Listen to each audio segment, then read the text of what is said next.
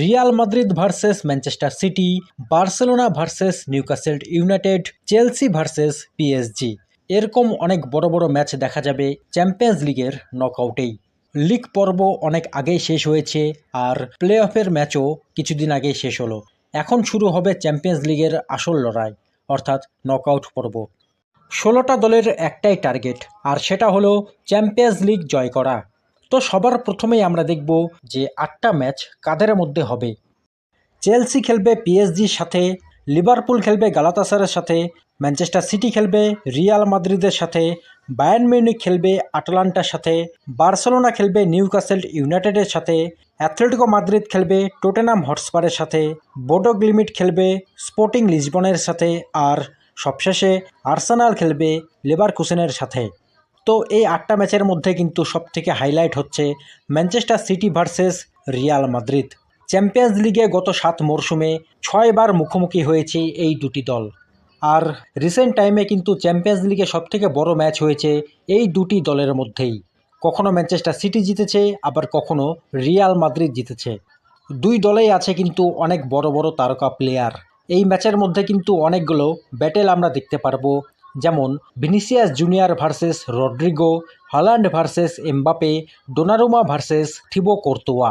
শেষমেশ কোন দল জিতবে সেটা কিন্তু আগের থেকে কেউ বলতে পারবে না। এদিকে বার্সেলোনাও কিন্তু কঠিন অপোনেন্ট পেয়েছে।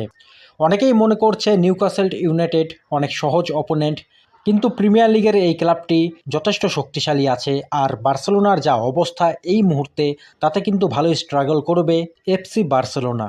নিউক্যাসল ইউনাইটেড কিন্তু অনেক ফিজিক্যাল খেলে, আর বার্সেলোনার জন্য যেটা অনেক বড় প্রবলেম হবে, কারণ এই মুহূর্তে বার্সেলোনার অনেকগুলো প্লেয়ার ইনজুরিতে আছে, বা অনেকেই আছে ইনজুরির থেকে কেবল তারা মাঠে ফিরেছে। এদিকে পিএসজি ভার্সেস চেলসি ম্যাচটাও হবে একটা দুর্দান্ত ম্যাচ। এই মরশুমের শুরুতেই কিন্তু ফিফা ক্লাব ওয়ার্ল্ড কাপে এই দুটি দলের মধ্যে ফাইনাল হয়েছিল, যেখানে কিনা পিএসজিকে হারিয়ে চেলসি চ্যাম্পিয়ন হয়েছিল ফিফা ক্লাব ওয়ার্ল্ড কাপ। তো পিএসজির কাছে কিন্তু একটা সুযোগ আছে চেলসিকে হারিয়ে বদলা নেওয়ার। গত বছর কিন্তু চ্যাম্পিয়ন্স লিগ জয় করেছিল পিএসজি, আর এই মরশুমেও কিন্তু তারা অন্যতম দাবিদার চ্যাম্পিয়ন্স লিগ জেতার। অন্যদিকে চেলসি হচ্ছে একটা আনপ্রেডিক্টেবল টিম। গোটা বছর তারা যেমনই খেলুক না কেন, বিশ্বের যে কোনো বড় দলকে হারানোর ক্ষমতা রাখে তারা। বিশেষ করে চ্যাম্পিয়ন্স লিগের মতো বড় টুর্নামেন্টে তারা কিন্তু সবসময় ভালো পারফর্ম করে। তাই এই ম্যাচটাও হবে একটা হাড্ডাহাড্ডি ম্যাচ।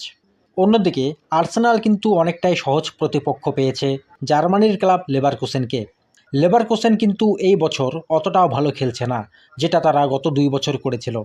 অন্যদিকে আর্সেনাল আছে এই মুহূর্তে বেস্ট ফর্মে। তারা কিন্তু চ্যাম্পিয়ন্স লিগের লিগ টেবিলেও উপরে ছিল, আবার এই মুহূর্তে প্রিমিয়ার লিগে টপে আছে। তাই বলাই যায় লেভারকুসেনের সাথে এই ম্যাচে কিন্তু আর্সেনাল অনেকটাই এগিয়ে আছে। এরপরে আমরা যদি দেখি লিভারপুল ভার্সেস গালাতাসারের ম্যাচ নিয়ে, এখানে কিন্তু লিভারপুলকে অনেক সাফার করতে হবে। গালাতাসারে কিন্তু এই চ্যাম্পিয়ন্স লিগে অনেক ভালো খেলছে। তারা কিন্তু প্লে অফে জুভেন্টাসের মতো একটা দলকে ডোমিনেট করেই জিতেছে। তারা কিন্তু জুভেন্টাসকে 2 লেগের ম্যাচে 7টা গোল করেছে। তাই লিভারপুলের কাছে কিন্তু অনেকটাই কঠিন হবে গালাতাসারেকে হারিয়ে চ্যাম্পিয়ন্স লিগে টিকে থাকার। অন্যদিকে বায়ার্ন মিউনিখ খেলবে আটালান্টার সাথে। আটালান্টা কিন্তু প্লে অফের ম্যাচে জার্মানির আরেক বড় দল বরুসিয়া ডর্টমুন্ডকে হারিয়েছিল।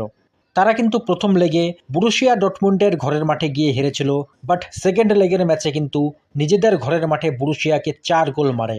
আর এখন তাদের সামনে হচ্ছে জার্মানির আরেক বড় জায়ান্ট বায়ার্ন মিউনিখ। কিন্তু এই সিজনে বায়ার্ন মিউনিখ যে ফর্মে আছে, তাতে কিন্তু আটালান্টা টিকতে পারবে না। এদিকে স্পেনের আরেক দল অ্যাথলেটিকো দি মাদ্রিদ খেলবে টটেনহাম হটস্পারের সাথে। টটেনহাম হটস্পারের কিন্তু এই মুহূর্তে খুব খারাপ অবস্থা আছে। তাদের স্কোয়াডের বেশিরভাগ প্লেয়ারই ইনজুরিতে আছে। প্রিমিয়ার লিগেও তারা অনেক খারাপ খেলছে, তবে চ্যাম্পিয়ন্স লিগে তারা ভালো পারফর্ম করেছিল। কিন্তু এই মুহূর্তে তাদের অনেকগুলো প্লেয়ার ইনজুরিতে আছে, যার জন্য তারা প্রিমিয়ার লিগ এবং অন্যান্য টুর্নামেন্টে অনেক সাফার করছে। অ্যাথলেটিকো মাদ্রিদ কিন্তু ভালো ফর্মে আছে, আর এই ম্যাচে কিন্তু তারা টটেনহাম হটস্পারের থেকে অনেকটাই এগিয়ে থাকবে। এবার সবশেষে বলবো স্পোর্টিং লিসবন ভার্সেস বোডো গ্লিমিটকে নিয়ে। এই মরশুমের চ্যাম্পিয়ন্স লিগে সবথেকে আকর্ষণীয় টিম হচ্ছে বোডো গ্লিমিট। নরওয়ের এই দল কিন্তু এখনও পর্যন্ত ম্যানচেস্টার সিটি, অ্যাথলেটিকো দি মাদ্রিদ আর ইন্টার মিলানকে হারিয়েছে।